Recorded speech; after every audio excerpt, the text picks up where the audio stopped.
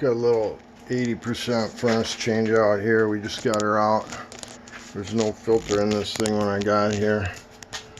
Amazing, it was even, well, it was probably going out on limit, but this is why you don't ever run it without an air filter. That's what your coil looks like.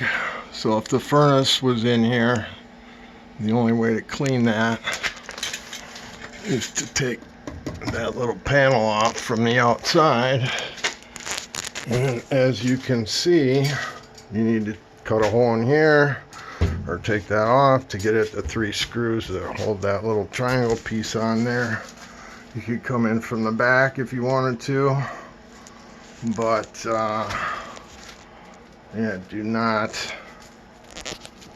run your furnace without a filter, and make sure you got a good seal where your filter boot meets the furnace right here, because that's in a laundry room, especially if the dryer vents leaking or not sealed up right, you got lint blowing out in here, and that's going to definitely get sucked in where the filter boot meets the furnace right here.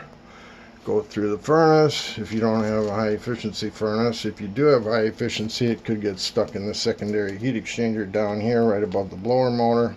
If it makes it through that, it's going to get stuck right here, which is why you never need to clean your supply ducts, because this is like a filter right here if you got air conditioning, and you're never going to have dirt in the supply ducts, so that's kind of pointless to clean ductwork.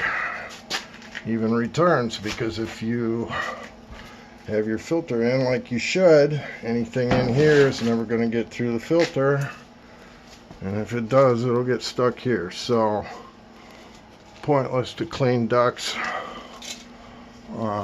If you do have or suspect this, you got to get in here and you just clean it with a wire brush, and